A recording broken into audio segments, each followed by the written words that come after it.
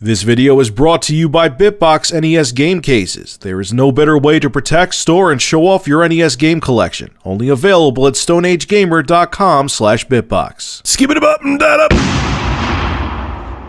Oh, Sony, man. Yeah.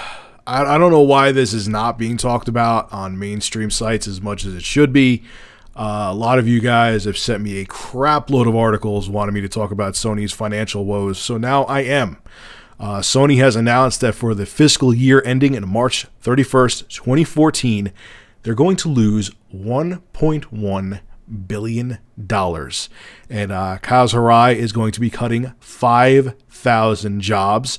And there are rumors that they're selling their PC business and television business. Well, television business, I don't know if they're selling, but I know that I read an article that they're in talks with someone to purchase the Vio PC business, which I think is a good move because Sony's PCs have never caught fire. They've always been overpriced, and I used to sell them way back in the day and even recently too, and people just kind of stayed away from them. God, there was a time, man, when Sony was the de facto. When I was growing up, when I was a kid in the 80s and when I was growing up in the 90s, it was Sony everything. Like, Sony was the first brand you went to. I mean, there was like Panasonic too and Sanyo, and I'm trying to think off of other brands off the top of my head.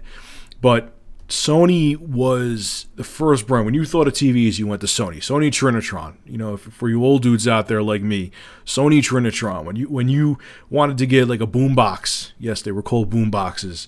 Now they call them compact stereos, and they're barely even made anymore. When you wanted a boombox with a CD player, you got Sony.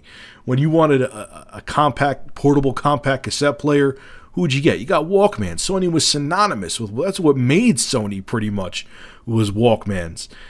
And there was a time where you just went to get I remember in 1993 when the mini disc player first came out. I remember I got it as a graduation present. I was a nerd even as I was 12 years old getting mini disc players. And I got the first one. I think it was the MZ1. I'm thinking of this off the top of my head. If I have the model number wrong, it was the first mini disc player, and Sony only had a portable one, the first one that when it came out, and it was a recorder too. And I remember being and that was a mind to me, okay, mini disc never really blew up, but it had a long go, and it was an exciting product. And that's what you went to see. You got these cutting edge, exciting products from Sony.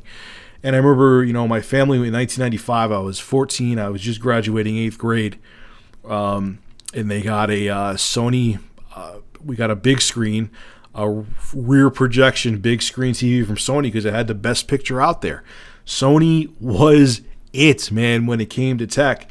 And I feel like, and this is just from personal experience, I feel like when everything kind of went digital, Sony lost their edge. Like when the iPod first came out and MP3s, I feel like they had their heads stuck in the 90s, and people like Apple were forward thinking. And it always seemed like ever since then, Sony has never been able to be the company. They never made those products that you really desired like they did back in the 80s and 90s.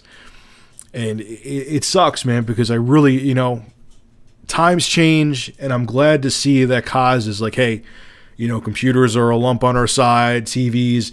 I mean, even a few years ago, if you think about it, I remember reading articles, and I would see it because I would work for HP and go into Best Buy. Sony would have like 20 different TVs.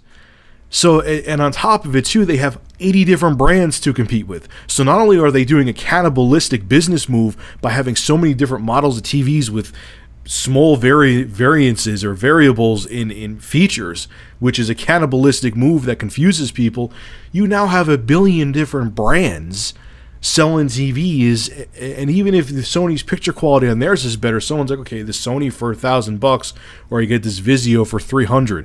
I'd rather pocket the $700 and deal with slightly worse picture quality, you know. And I'm glad to see that they're restructuring. Times change, you know, they missed the boat with a lot of different things, and they didn't catch on to the whole, like, Sony should have been the one with the iPod, in my opinion, but they dropped the ball on it. Now they need to restructure. PlayStation's doing great. It's a complete one. They did a complete 180 with the PS4 launch than what they did with the god-awful launch of the PS3. Get rid of those lumps, man. Get rid of those things that are not selling. Don't have that pride, like kind of like what Nintendo's doing now. I mean, Nintendo has a lot more money in the bank, but that could change if they keep going the route they're going. Get rid of your pride, Sony. I understand you were the de facto company to go to for all electronics, but you screwed up some things. Restructure, reorganize. I hate seeing people losing their jobs, but if this is what needs to be done to see Sony survive, then so be it, and just become a mobile gaming and movie company. Maybe that'll be what your bread and butter is. We'll see. All right, guys, make sure to rate, comment, favorite, and subscribe. And as always, thank you for supporting Review Tech USA. Have a good one.